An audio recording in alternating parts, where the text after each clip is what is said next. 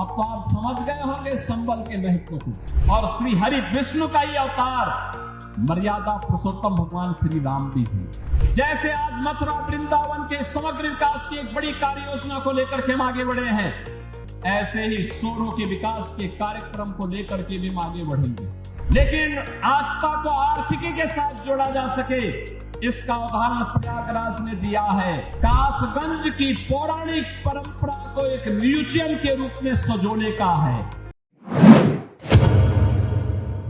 विकास ऐसे ही बढ़ता है।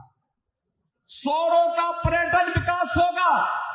याद करिए, सोरों का महत्व वही है जो आज संभल का महत्व है। अब तो आप समझ गए होंगे संभल के महत्व को। वहां भी भगवान श्री हरि विष्णु का कल्कि अवतार की भूमि है, और ये सोरो श्री हरि विष्णु का 12 अवतार की भूमि, ये तीसरा अवतार है। याद करिए, सोरो तीसरा अवतार है और संभल 10वां अवतार है।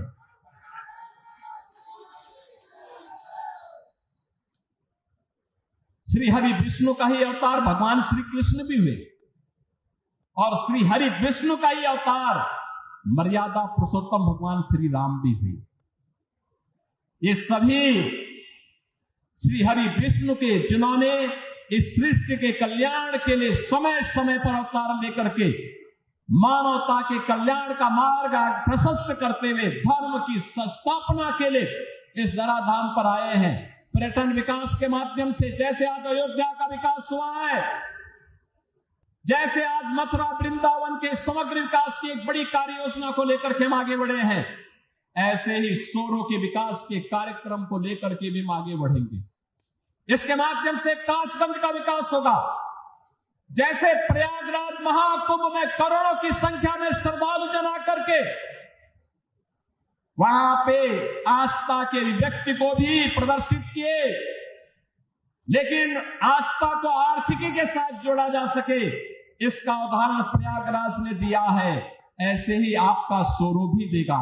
और इसलिए बहनों और भाइयों, विकास की इन सभी परियोजनाओं के लिए आगे बढ़ते हुए कासगंज वासियों को इस बात के लिए आश्वासन देते हुए आज मुझे यहां बताते हुए प्रसन्नता है, यहां पे कुछ प्रस्ताव हमारे जनप्रतिनिधियों ने दिए हैं।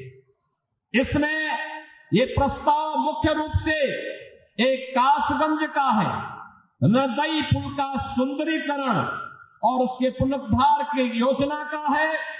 कासगंज की पौराणिक परंपरा को एक म्यूजियम के रूप में सजोने का है, और म्यूजियम के रूप में सजोने की इन परियोजनाओं के लिए हम अपनी सहमति दे रहे हैं। कासगंज वासियों में अपनी पौराणिक परंपरा के बारे में इस बात की जानकारी हो सके। नगर पंचायत सोहावर ये अमापुर का है, यहां पर बाईपास के निर्माण का कार्य होगा, और साथ साथ दरियागंज में झील के सुंदरीकरण के प्रस्ताव को भी हम आमंत्रित कर रहे हैं। ये सभी प्रस्ताव आते हैं तो कासगंज जनपद को समग्र विकास की दिशा में आगे बढ़ाने में मदद मिलेगी।